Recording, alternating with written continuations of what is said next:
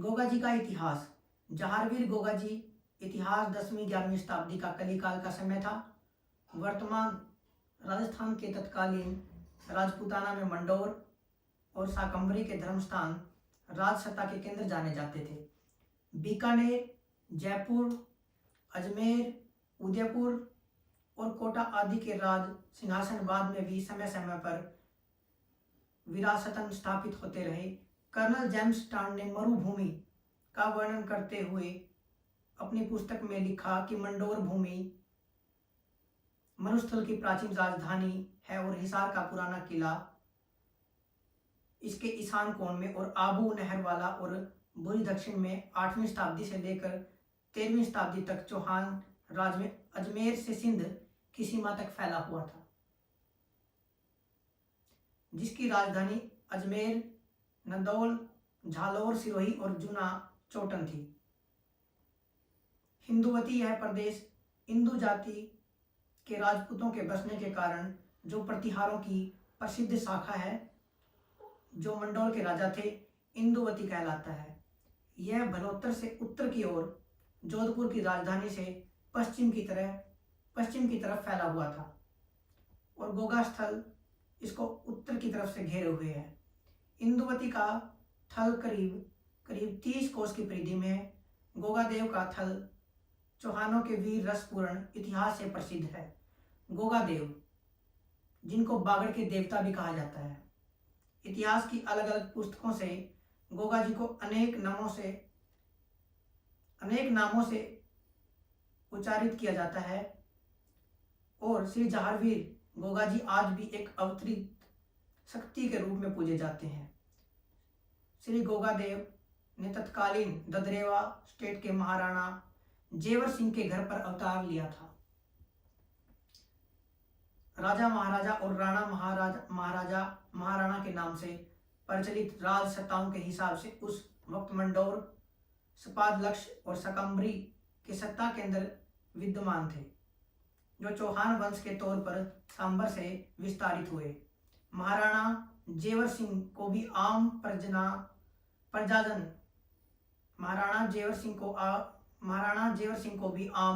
प्रजाजन जोरावर, जीवराव, जाहर, झावन के संबोधन से भिन्नता के साथ पुकारते थे। जेवर महाराणा अमर के पुत्र थे। उस समय में अति स्नेह, श्रद्धा व यश की भावनाओं के साथ उनके वीर योद्धा सत्पुरुषों को उनके व्यक्तित्व की दृष्टि से अलग अलग जगह की जनता अलग अलग नामों से संबोधित करती थी, अलग अलग नामों से पुकारती थी।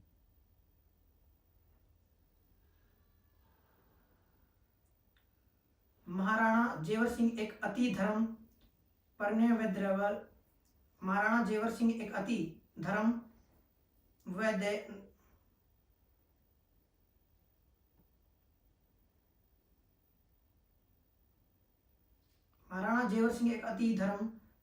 व दयालु महाराजा थे।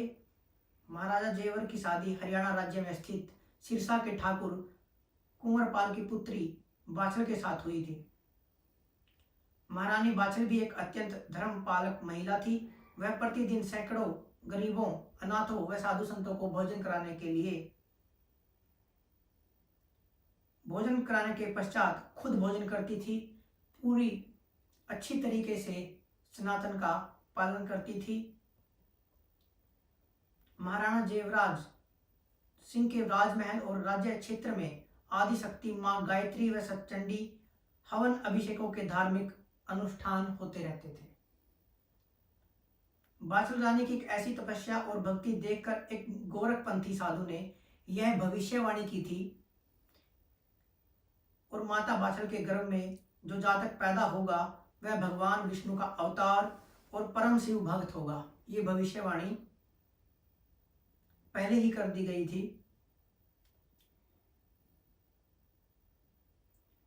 शिव भक्त होगा वह सारे जंतर मंत्र और तंत्र में पारंगत होगा। ये बहुत ही एक अच्छी लाइन यहाँ पे लिखी गई है कि जो सब चीज़ों में पारंगत होगा, शिव भक्त भी होगा, सारे जंतर मंत्र और तंत्र उसे आते होंगे। तो यहाँ पे एक भ्रांति फैलाई जाती है। तो यहाँ पर एक भ्रांति फैलाई जाती है कि गोगा जी महाराज ने कलमा पढ़ा। तो गोगा जी महाराज एक हिंदू थे, तो वो उनको क्या जरूरत पड़ेगी कलमा पढ़ने की, सनातनी थे। और जिनको जो हर विधा में पारंगत थे, जैसे कि बताया भी गया है, जंतर में, मंत्र में और तंत्र में जो पारंगत होगा उसे कलमा पढ़ने की क्या जरूरत पड़ेगी। तो ये पॉइंट आप नोट कर सकते हैं यहाँ पर। अगर कोई भी आपको ऐसा बोले कि गोगा जी महाराज ने कलमा पढ़ी थी, ये किया था, वो किया था, तो आप बहकावे में ना आए। वो हमारे धर्म को कमज़ोर करने की कोशिश करते हैं, हमारे धर्म को कमज़ोर करने की कोशिश करते हैं। लेकिन सनातन धर्म को कोई कमज़ोर नहीं कर सकता। सनातन धर्म सदियों से चला आ रहा है, आगे भी ऐसे ही चलता रहेगा। गोगा जी महाराज जंतर मंत्र और तंत्र में पारंगत थे। वह अधर्म का नाश और धर्म की स्थापना करेगा, ये भी पहले ही भविष्यवाणी कर दी गई थी। अपने प्रताप और शौर्य के कारण जग विख्यात हो जाएगा। जैसे कि अब विख्यात उस समय में भी थे, आज भी हैं, और आगे भी ऐसे ही गोगा जी महाराज का जो गुणगान है, जो प्रचार है, ऐसे ही चलता रहेगा। ये पहले ही भविष्यवाणी कर दी गई थी, उनके जन्म से पहले की ये भविष्यवाणी है। शौर्य के कारण जगत विख्यात होगा। साधुनाथ की भविष्यवाणी सही साबित हुई। कैसे सही साबित हुई? ददरेवा के राजमहल में गोगा जी के जन्म के साथ ही अनेक चमत्कार दिखाई देने लगे थे। उनके जन्म के साथ ही राजमहल में मंदिरों की घंटियां अपने आप बजने लगी। माँ भगवती, गायत्री, महाकाली और शिव मंदिरों की मूर्तियां मुस्कुराती हुई दिखलाई पड़ने लगी थी। महल में पड़े स्वर्ण, रजत और कश्य के थाल अपने आप खनखना उठे थे। और जन्म के बाद शेषनाग की छाया गोगा जी के पालने पर रक्षा कवच के रूप में दिखाई देने लगी थी। महाराणा जेवर के जिस राजसी बाग में कुओं में खारा पानी निकला था, वह गोगा जी के जन्मते ही अपने आप मीठा हो गया था। इसका वर्णन गोगा चालीसा में भी किया गया है, जब आप वो चौपाई पढ़ते हैं। जिन कुओं में पानी सूख गया था, उनमें जल स्रोत अपने आप फूट पड़े थे। नौलखा बाग अपने आप हरा हो गया था। ददरेवा की ख्याति ऐसे ही अनेकों चमत्कारों के साथ दूर दूर तक फैलने लगी।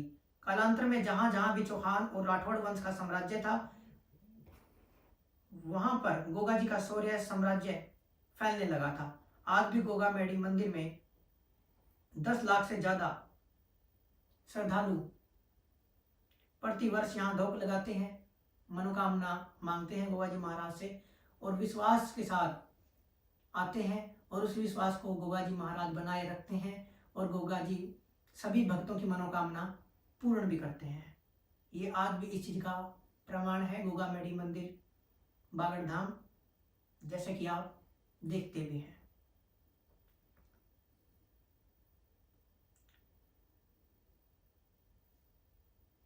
धोख लगाते हैं, प्रतिवर्ष लोग यहाँ पे आते हैं।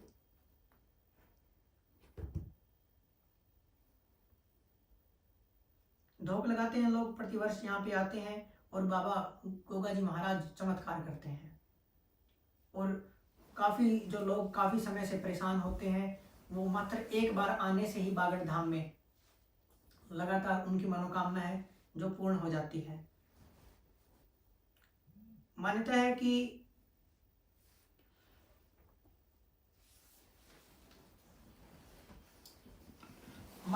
कि यहाँ पे जो भी भक्त सच्चे मन से अपनी मनोकामना बाबा के सामने मांगता है, बाबा उसे तुरंत भी पूरी कर देते हैं। ऐसे ऐसे चमत्कार हमने भी देखे हैं, जो बाबा तुरंत प्रभाव से उन सभी समस्याओं का निवारण कर देते हैं। और यहाँ पे जो लोग रोते आते हैं, गिड़गिड़ाते हुए आते हैं, वो खुश होकर जाते हमने भी देखे हैं, आप लोगों ने भी देखे हैं, आप लोगों ने भी देखे होंगे। तो विश्वास जरूरी है, सबसे पहले अपने आराध्या पर, अपने इष्ट पर, गोगा जी महाराज पर।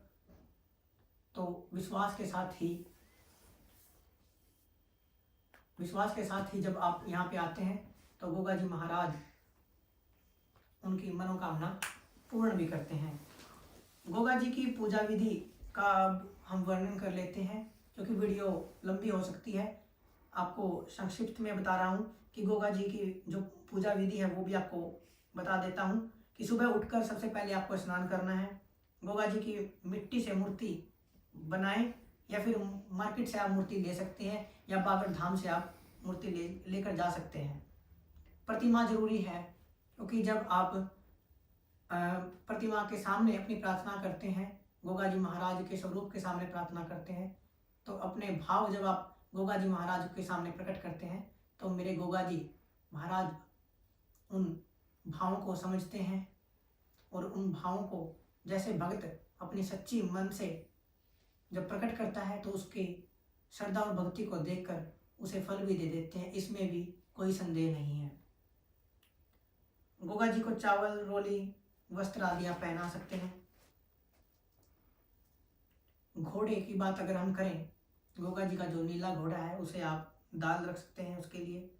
गोगा जी को आप तिलक लगा सकते हैं, हल्दी का, रोली का लगा सकते हैं। घी का दीपक जलाएं। काफ़ी सवाल ये भी आते हैं कि गुरुजी हमें बताएं कि दीपक है जो वो घी का लगेगा, तेल का लगेगा। तो गोगा जी महाराज को घी का दीपक आप जला सकते हैं। वस्त्र स्वरूप आप कलावा भी समर्पित कर सकते हैं। जैसे अपनी वैदिक संस्कृति में भी विधान है कि आप कलावे से वस्त्र स्वरूप, अपनी वैदिक संस्कृति में भी विधान है कि आप कलावा समर्पित कर सकते हैं वस्त्र के रूप में, फूल समर्पित कर सकते हैं, दक्षिणा समर्पित कर सकते हैं। गोगा जी की पूजा से जुड़ी कुछ और बातें भी हैं। गोगा जी को जहारवीर, गुगा, जहारवीर और गोगा पीर के नाम से भी जाना जाता है। लेकिन मैं एक बात आपको यहाँ पे बताना चाहता हूँ कि पीर का शब्द का जो प्रयोग किया गया है वह एक उपाधि होती थी उर्दू में, कि सिद्ध लोगों को पीर बोला जाता था। लेकिन आज के समय में इस शब्द को लोग अन्यथा लेकर जाते हैं, अन्यथा समझ लेते हैं। स्पष्ट रूप से कह देना चाहता हूँ कि हिंदू देवता है श्री गोगा जी महाराज। आप किसी भी संशय में ना पड़े।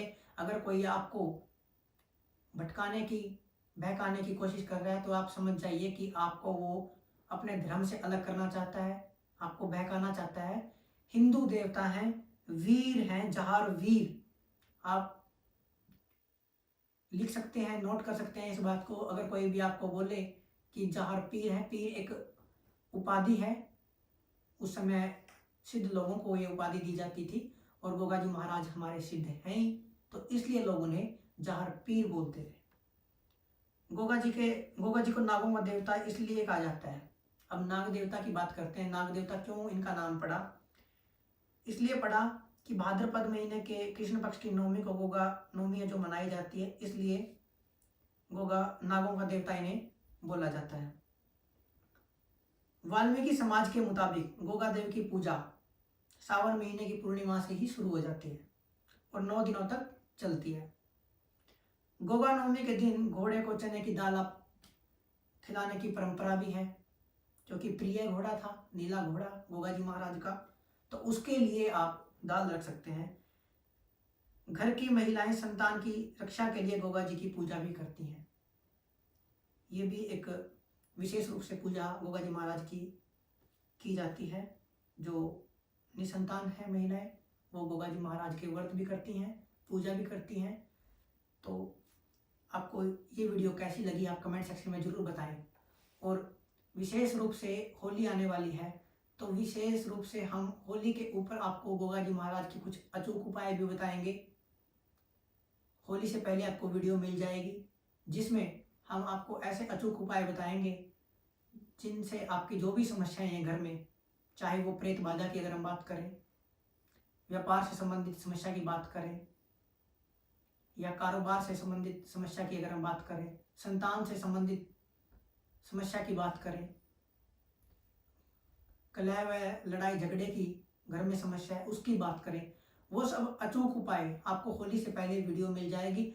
होली के अचूक उपाय की एक वीडियो हम अलग से डालेंगे, वो आप देख लीजिएगा। और ये वीडियो को आप जरूर हर गोगा भगत तक, हर सनातनी तक जरूर पहुंचाएं।